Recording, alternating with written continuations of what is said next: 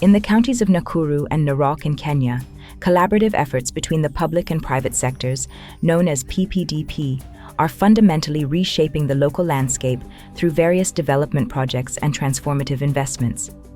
These initiatives hold the promise of unprecedented prosperity for the future, but also pose the challenge of navigating the complex web of community impact.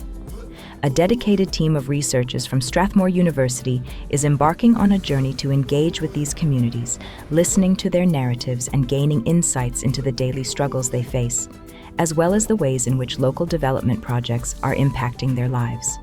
In this episode, the research team uncovers the importance of fundamental elements within PPDP in bolstering economic development for the betterment of livelihoods and resilience against climate change.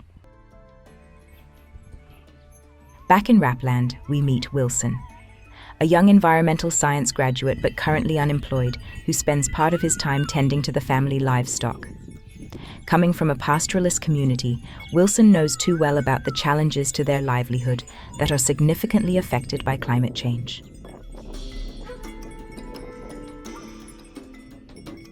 I'm an environmentalist by profession, so matters environment are matters of passion to my heart. When we talk about climate change, we are talking about floods.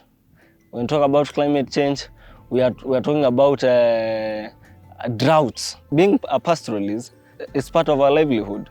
We depend on the animals. For long seasons of drought, you find that they die, and so our livelihood is so much affected. But here in Rapland, there are efforts to diversify livelihoods through the adaptation of sustainable farming practices.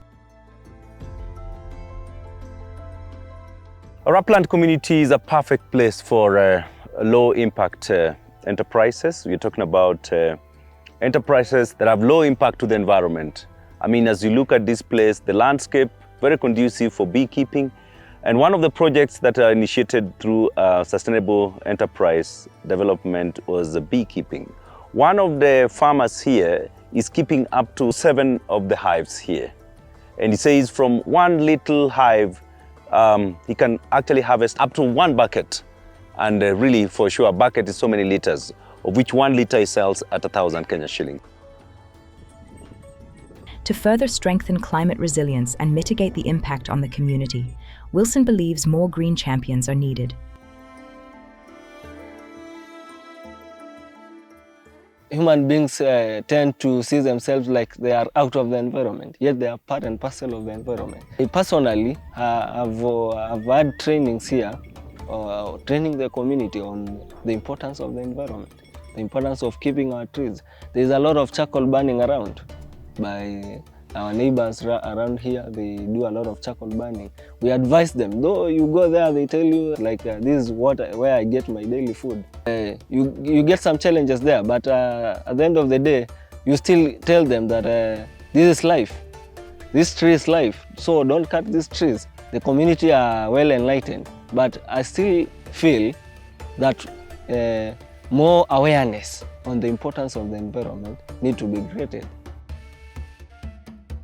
In the upcoming episode, we'll look into the findings from months of data collection in the Suswa and Olkaria communities, focusing on the PPDP model in community development. Join us as we accompany the researchers in unveiling the insights gleaned from the data and exploring their implications for developmental policy.